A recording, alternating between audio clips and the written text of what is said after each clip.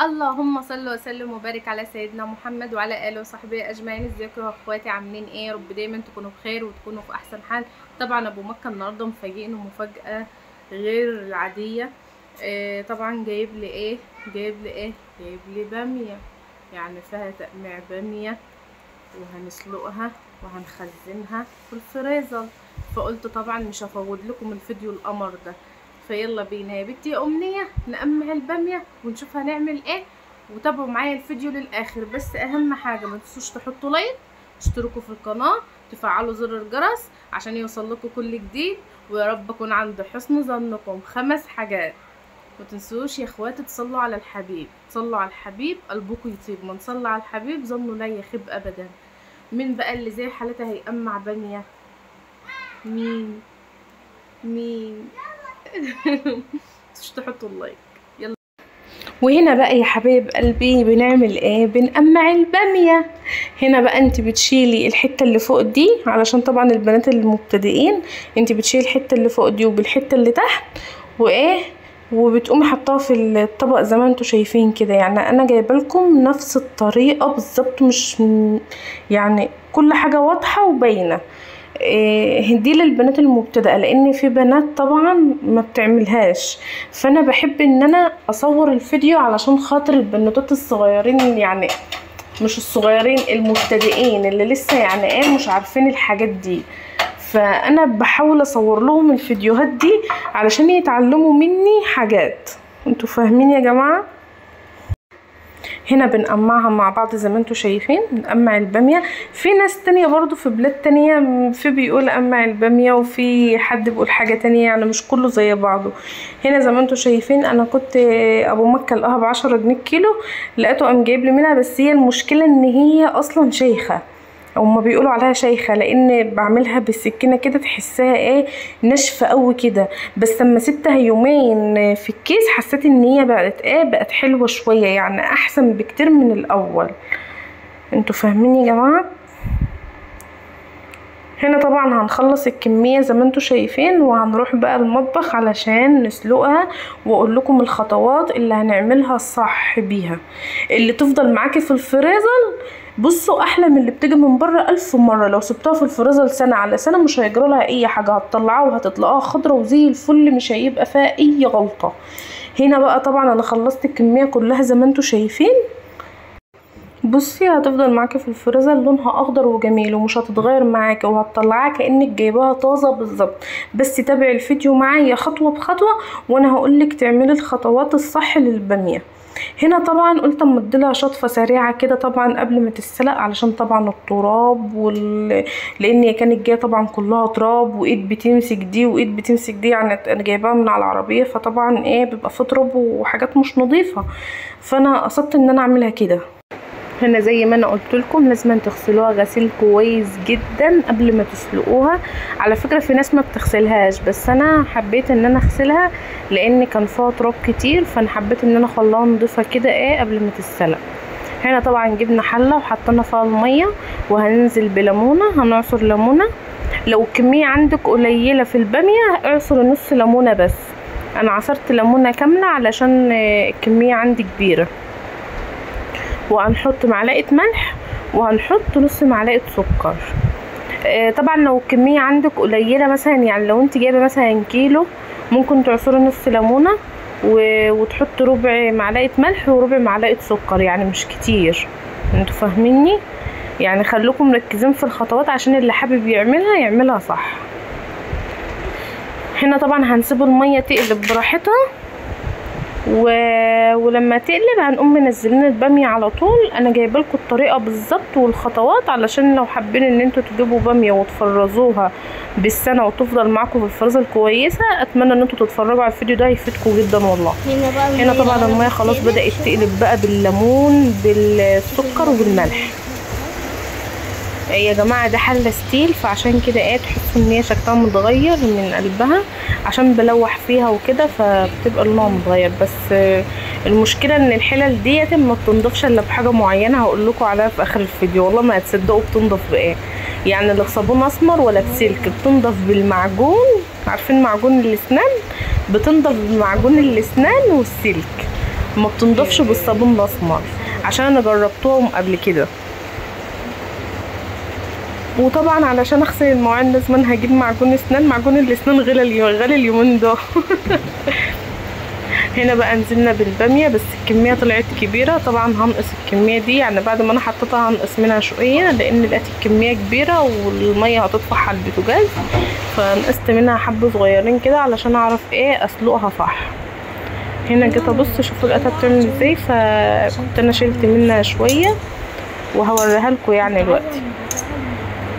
اتمنى ان اللي لسه معايا لحد هنا ما ينساش يحط اللايك ويشترك في القناه ويفعل زر الجرس عشان يوصلكوا كل جديد. ويا رب اكون عند حسن ظنكم، ويا رب فيديوهاتي تعجبكم. بس اهم حاجه ما تنسوش تحطوا اللايك وتكتبوا لي كومنت حلو يفرح قلبي. هنا طبعا هشيل منهم اللي على الوش دول علشان اعرف اقلبها كويس وعشان تتسلق كويس. هي لما بتتسلق بتقل على فكرة في الحلة، بس انا حبيت اشيل منها شوية علشان اعرف ان انا اقلبها براحتي ومفيش حاجة تقع على البوتاجاز وكده. هشيل الشوية اللي على الوش دول وهوريلكم انا هعمل ايه. هنا بتقلب معانا ايه، شايفين عاملة ازاي؟ وعاملة ريم على فكرة، الريم ده بيبقى طالع منها برضو. هنا بقى بدأت بتتسلق اهي. لما تحسي ان هي اتسلقت معاكي وتمسكيها بايدك وتلاقيها يعني ايه طرت في ايدك كده، تقومي انت شايلها على طول، يعني تنشلها من الميه على طول، وتقومي جايبه حله تحطي فيها ميه ساقعه، ما تكونش ميه سخنه، ميه ساقعه، وتقومي نازله بالباميه في قلبها.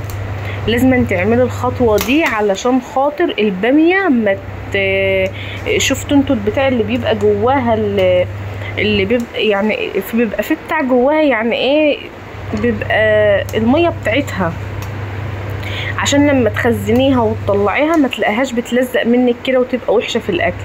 خطوه الميه الساقعه دي خطوه مهمه جدا لازم تعمليها. هنا كنت بشوف ان هي استوت معايا ولا لا. هتجيبي بوله هتحطي فيها شويه ميه سقعانين على شويه ميه من الحنفيه، يعني ايه كده وكده، وهتقومي جايبه مصفى ومصفيه بقى ايه الباميه في قلب الميه الساقعه. دي ضروري صدقوني واسمعوا كلامي، دي خطوه مهمه جدا. الله اكبر الله اكبر. معلش يا جماعه انا وقفت بس التسجل لما الاذان يدن. هنا طبعا قلبتها زي ما انتم شايفين. لازم تقلبها كده كويس، ولازم تكون مستويه معاكي علشان ما تكونيش عامله، هي بتبقى نص يعني نص سويه، ما بتبقاش مستويه قوي قوي قوي. انتوا واخدين بالكم عشان ما حدش يغلط وانتوا بتعملوها. هنا طبعا هنجيب بوله نحط فيها ميه ساقعه زي ما انا قلت لكم، وهنطلع بقى ننشلها ونحطها في الميه الساقعه زي ما انتوا شايفين كده. شوفوا هننزلها في الميه الساقعه على طول عشان تبقى ماسكه كده وتبقى حلوه معاكي، وما تيجي تخزنيها تكون حلوه، ما تبقاش فيها يعني حاجه زي المليطه كده. فدي ما بتلاقيهاش موجوده لما انت بتضيفي لها الميه الساقعه دي، ما بتبقاش موجوده فيها خالص، ولا تقرفي منها ولا اي حاجه، بتبقى في منتهى الجمال صدقوني. هنا بقى بنشيلها كلها كده وبقوم منزلها في الميه الساقعه، بسيبها يعني ايه ما تكملش دقيقه ولا دقيقتين، وبقوم شايلاها على طول. بقوم بقى حطها في مصفى تتصفى براحتها، وبعد كده اقوم سايباها شويه واقوم مخزناها بقى في اكياس لبن. عارفين الاكياس اللي هي بتاع اللبن بتاع التخزين واللبن، هتجيبيها وتقومي بقى معبيه الكميه اللي انت عايزاها على قد الطبخه، وتقوم عاملاها وحطها في الفريزر. بصوا سهله وبسيطه وسريعه وحلوه لكل بيت بصراحه. يعني الحاجات الاكل دي لما بتبقى في الفريزر بتبقى حاجه حلوه يا جماعه، ما بتبقاش حاجه وحشه. يعني مثلا دخل ضاف عليكي حد عليكي وانت مفيش عندك حاجه، الحاجات دي لما بتبقى متخزنه بتبقى حلوه، يعني هتقوم مطلعه وعامله منها. وبعدين احنا اصلا ممكن ناكلها بدمعه، يعني مش شرط ان يكون في لحمه، انتوا فاهمين؟ يعني احنا بنعملها اصلا زي غاموس كده بدمعه، وبناكلها بالعيش زي الملوخيه كده. هنا طبعا طلعتها في المصفى زي ما انا بوريكم كده، نشيلتها من الميه وبحطها في المصفى بقى. المصفى بقى ايه مصفى هتصفي الميه اللي فيها خالص، ما هيبقاش فيها ميه علشان لما اجي اخزنها تبقى كويسه. هي دي خطوة البامية معانا، ودي خطوة التخزين بتاع البامية. احسن من الحاجة اللي بتيجي من بره، اللي من المصانع اللي من بره. لما تجيبي حاجتك وتعمليها في البيت وبايدك وتكوني ضامنة ان انت بتعملي حاجة صح وضامنة ان حاجة نظيفة، احسن من اللي احنا بنشتريه جاهز من بره. صدقوني يا جماعة، حاجة البيت ولا يعلى عليها، مفيش احسن من حاجة البيت.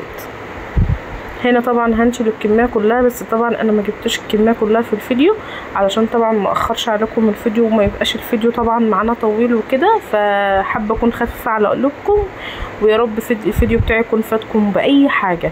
هنا بقى سبتوا اي الصفه كده، هنا دي الكميه سبتها الصفه في قلب الحله كده، المصفى والحله. هنا كنت انا بوريها لكم، هي في منتهى الجمال. هنا بقى بدأت ان انا اخزنها بقى خلاص. جبت كيس اللبن وعملتها زي ما انتوا شايفين كده وخزنتها في الفريزر. ايه رأيكم؟ ما تنسوش بقى تحطوا اللايك، تشتركوا في القناة، تفعلوا زر الجرس عشان يوصل لكم كل جديد. ويا رب اكون عند حسن ظنكم، ويا رب فيديوهاتي تكون بتعجبكم وتكون بتفيدكم باي حاجة. للبنوتات القطايط الصغيرين اللي بيتابعوني، ربنا يديمكم نعمة في حياتي طول العمر يا حبايب قلبي. هنا ده كان كيس عادي، فقلت ايه هعمل فيه برضو لان الكيس ما كفتش. ما تنسوش بقى تحطوا اللايك يا حبايب قلبي، ويا رب يكون الفيديو يكون فاتكم ونصحكم باي حاجه يا حبايبي. واتمنى ان انتوا تجربوا الطريقه، هتعجبكم جدا والله العظيم ومش هتندموا عليها. ولو جربتوها ما تنسوش تكتبوا لي في الكومنتات وتقولوا لي ايه رايكم في التجربه دي. صدقوني جميله، انا جربتها السنه دي والسنه اللي فاتت واللي قبلها، تحفة بسم الله ما شاء الله، مش هتندموا عليها والله. ما تنسوش تحطوا اللايك. باي.